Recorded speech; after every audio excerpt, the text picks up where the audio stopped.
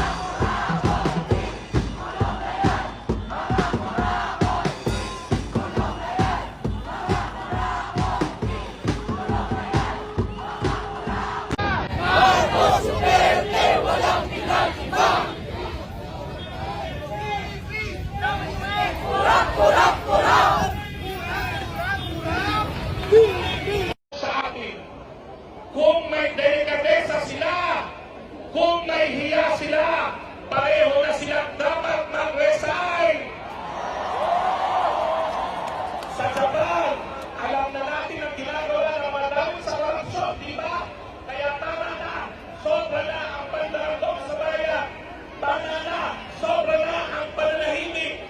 Tama na, sobra na ang sistema na nilalakaw ang pondo na para sa bayan. Pondo sa serbisyo, hindi sa korap na politika.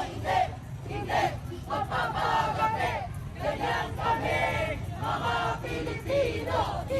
Kulong na yan, mga kurakot. Kulong na yan, mga kurakot. Kulong na yan, mga kurakot. Kulong na yan, mga kurakot.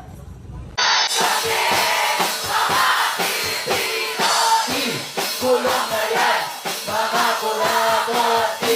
Kulong na yan, mga kurakot. Upang makilala at ilitaw ang mga biktima ng digitang dito. Kailangan natin patuloy na hilang transparency at accountability sa pondo ng bayan ay sa pangsan bayan nila at ilitaw ang mga biktima ng digitang dito.